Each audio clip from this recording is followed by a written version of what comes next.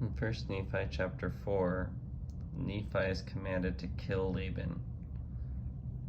It starts in verse 10. It says, "It came to pass that I was constrained by the Spirit that I should kill Laban.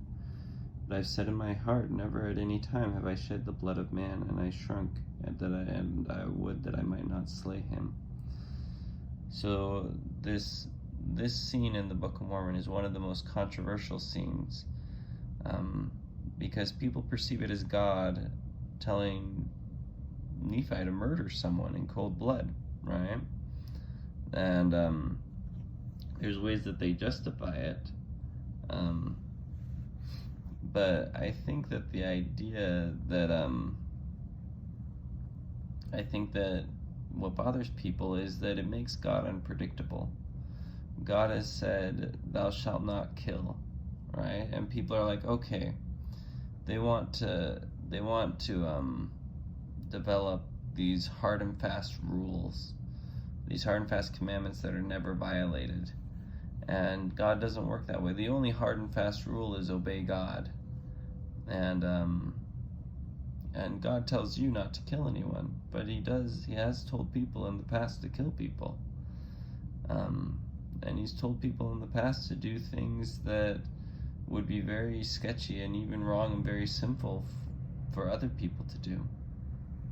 And it's not that he's inconsistent, it's just that the only consistency is to follow God and to learn how to listen to his voice and to learn and to read his words and figure out what he's saying.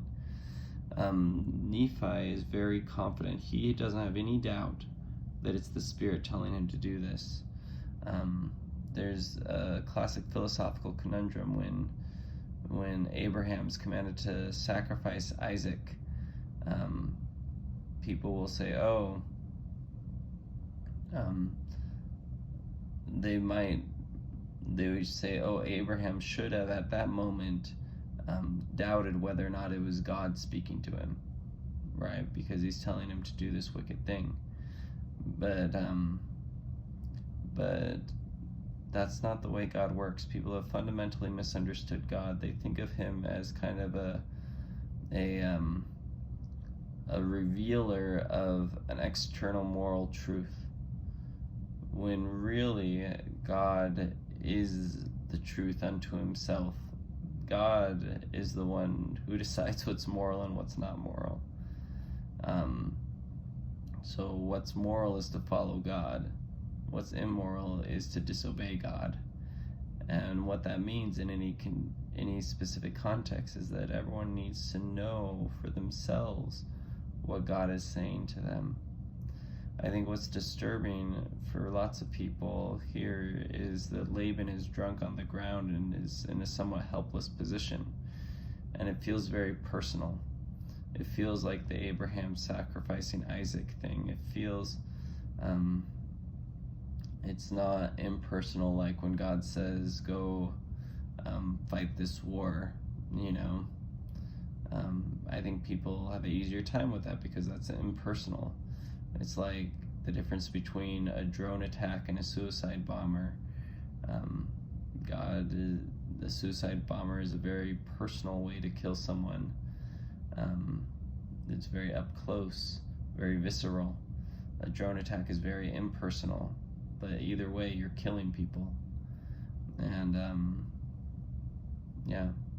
but the command is to follow God, and it's not, there aren't these universal moral truths beyond that. There are moral truths. When God says thou shalt not kill, that is a moral truth.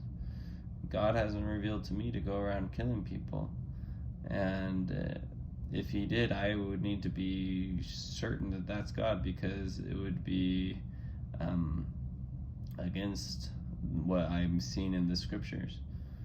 And right now, God is saying to me that I shouldn't kill people, and that I shouldn't lie, and that I should act honestly and in a way that the external world would perceive as moral. But there may be a time when God does command me to do something that the external world won't perceive as moral. And in which case the choice becomes, do I follow God or do I follow what the external world believes is the right thing to do. And I hope in those instances that I will follow God.